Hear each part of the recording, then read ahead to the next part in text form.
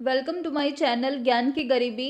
आज हम बात करने वाले हैं फार्मास्यूटिकल एनालिसिस में बी फार्मेसी फर्स्ट सेमेस्टर की, जिसमें हम यूनिट 5th पढ़ रहे थे इलेक्ट्रोकेमिकल मेथड्स ऑफ एनालिसिस। इसके जो नोट्स है वो हमने नीचे डिस्क्रिप्शन बॉक्स में इसका लिंक दे दिया है, तो आप वहाँ से जो है डाउनलोड कर सकते हैं। एंड आपने अभी तक हमारे चैनल को सब्सक्राइब नहीं किया है तो please subscribe to the channel and hit the bell icon so आपको हमारे चैनल की नोटिफिकेशंस मिलते रहें। तो चलिए स्टार्ट करते हैं। तो इस वीडियो के अंदर हम टॉपिक्स के बारे में पढ़ने वाले हैं, वो है पोटेंशियोमेट्री। और पोटेंशियोमेट्री में हम पढ़ेंगे इसके इंट्रोडक्शन के बारे में, इसके इलेक्ट्रोकेमिकल सेल के बारे में और नर्स्ट इक्वेशन के बारे में। तो चलिए स्टार्ट करते हैं। तो सबसे पहले जो पोटेंशियोमेट्री होती है वो बेसिकली वो मेजर करती है पोटेंशियल या फिर ईएमएफ, जो फोर्स होती है इलेक्ट्रोमोटिव फोर्स किसी भी सॉल्यूशन की, उसको मेजर करने के लिए यूज होती है पोटेंशियोमेट्री मेथड। और ये जो है वो यूज करते हैं सेट ऑफ इंडिकेटर और रेफरेंस इलेक्ट्रोड। तो ये दोनों इलेक्ट्रोड के बारे में हम जो है डिटेल में आगे पढ़ने वाले हैं, इंडिकेटर इलेक्ट्रोड और रेफरेंस इलेक्ट्रोड के बारे में। तो जो पोटेंशियल होता है सॉल्यूशन का वो डिपेंड करता है कि जो आयंस है उसके अंदर उसकी नेचर कैसा है, उसकी कंसंट्रेशन क्या है आयंस की, जो ड्रग सब्सटेंस है उसके। उसके बाद में जो पोटेंशियल होता है वो मेजर किया जाता है MV में पोटेंशियोमीटर को यूज करके, जिसमें इंडिकेटर इलेक्ट्रोड और रेफरेंस इलेक्ट्रोड भी होती है। अब इसके बाद में ये दोनों इलेक्ट्रोड की जो है डेफिनेशन दी गई है कि जो इंडिकेटर इलेक्ट्रोड होती है वो जब चेंज आता है ईएमएफ या फिर पीएच में सॉल्यूशन की, तो उसके ऊपर जो है वो रिस्पॉन्ड करती है इंडिकेटर इलेक्ट्रोड। तो उसके बाद में ये जो है वो ईएमएफ या फिर पोटेंशियल जो होता है या फिर पीएच जो होती है सॉल्यूशन का, उसको इंडिकेट करने के लिए यूज होती है। और इसका एग्जांपल है एंटीमनी इलेक्ट्रोड और ग्लास इलेक्ट्रोड। और जो मोस्ट कॉमनली यूज की जाती है वो होती है ग्लास इलेक्ट्रोड। और इन दोनों इलेक्ट्रोड के बारे में भी हम जो है आगे पढ़ने वाले हैं। इसके बाद में नेक्स्ट है रेफरेंस इलेक्ट्रोड। जो रेफरेंस इलेक्ट्रोड होती है इसका एक स्टैंडर्ड पोटेंशियल होता है, इसका खुद का एक पोटेंशियल होता है। और ये जो है वो चेंज नहीं होता है चाहे किसी भी सॉल्यूशन में हम इसको डिप कर दे इस इलेक्ट्रोड को, लेकिन इसका जो पोटेंशियल है वो सेम ही रहता है। और इसमें एग्जांपल है रेफरेंस इलेक्ट्रोड का hydrogen electrode, saturated calomel electrode और सिल्वर सिल्वर क्लोराइड इलेक्ट्रोड। और इसमें जो मोस्ट कॉमनली यूज की जाती है इलेक्ट्रोड वो है सेचुरेटेड कैलोमल इलेक्ट्रोड। इसके बाद में है नेक्स्ट टॉपिक इलेक्ट्रोकेमिकल सेल।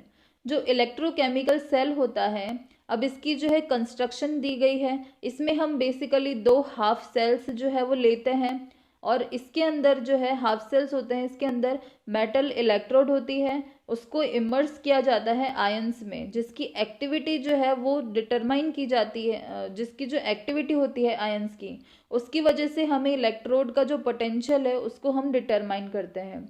और इसके अंदर एक और चीज़ होती है, एक सॉल्ट ब्रिज होता है जिसमें इनर्ट इलेक्ट्रोलाइट होता है, जिसके अंदर जैसे KCl हम इसमें ले सकते हैं, जो कि दोनों हाफ सेल्स जो हैं उनको कनेक्ट करता है, जिसमें हम आगे जो है डायग्राम में देखेंगे किस तरह से इसकी जो है कंस्ट्रक्शन होती है।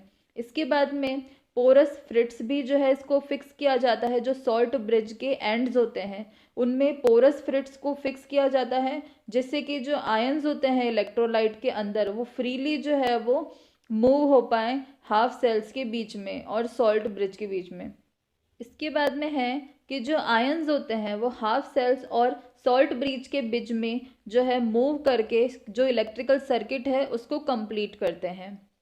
इसके बाद में ये जो है वो डायग्राम होता है एक इलेक्ट्रोकेमिकल सेल का, जिसमें मैंने बताया था कि दो हाफ सेल्स होती है और इसमें जो है बीच में एक सॉल्ट ब्रिज होता है जो इन दोनों हाफ सेल्स को जो है कनेक्ट करता है। और सॉल्ट ब्रिज में इलेक्ट्रोलाइट होता है, इनर्ट इलेक्ट्रोलाइट, जैसे हमने यहाँ पे KCl लिया है।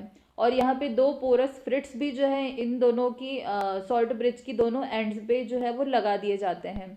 इसके बाद में है कन्वेंशनली, इसमें जो है हम देख सकते हैं कि एक लेफ्ट साइड है और एक राइट साइड है। तो लेफ्ट साइड में हमने इलेक्ट्रोड लगाई है जिंक मेटल की, और राइट साइड में हमने सिल्वर इलेक्ट्रोड लगाई है। तो यहाँ पे लेफ्ट साइड जो होगी इलेक्ट्रोड की, इसे एनोड बोलेंगे, और ये जो है वो ऑक्सीडेशन रिएक्शन कराती है। और यहाँ पे जो है एनोड जो है वो लेफ्ट में होती है। और यहाँ पे हम देख सकते हैं कि जो जिंक है वो जो है जब दो इलेक्ट्रॉन को जब वो डोनेट करता है तो वो जो है बना लेता है जिंक 2+ आयन। इसके बाद में जब हम राइट साइड देखेंगे तो जो कैथोड होगा वहाँ पे जो है रिडक्शन रिएक्शन होगी, तो जो सिल्वर आयंस होंगे Ag+, वो इलेक्ट्रॉन को लेके जो है कन्वर्ट हो जाएंगे सिल्वर आयंस में। तो ओवरऑल यहाँ पे रिएक्शन क्या हो जाएगी, जिंक +2 Ag+, ये जो है वो कन्वर्ट हो जाते हैं 2Ag+ जिंक 2+ की आयन की फॉर्म में। इसके बाद में है कि जो पोटेंशियोमेट्रिक इलेक्ट्रोकेमिकल सेल्स होते हैं इनमें कैथोड और एनोड भी होती है, जिसे हम बोल सकते हैं इंडिकेटर और रेफरेंस इलेक्ट्रोड रेस्पेक्टिवली। मतलब कैथोड को हम बोलते हैं इंडिकेटर इलेक्ट्रोड और एनोड को हम बोल सकते हैं रेफरेंस इलेक्ट्रोड्स। और इसके बाद में है कि ये जो है वो पोटेंशियल डिफरेंस को मेजर करती है जो दो इलेक्ट्रोड्स के बीच में होता है। तो बेसिकली ये जो इलेक्ट्रोकेमिकल सेल जो है वो इसका मतलब ये है कि ये जो दोनों इलेक्ट्रोड्स होती है उनके बीच का पोटेंशियल डिफरेंस जो है उसको मेजर करता है, जो कि किसी भी वजह से प्रोड्यूस किया जा सकता है, जैसे ट्राइट्रेंट्स का एडिशन करके या फिर आयन की कंसंट्रेशन को चेंज करके या फिर सैंपल सॉल्यूशन या फिर एनालाइट की कंसंट्रेशन को चेंज करके।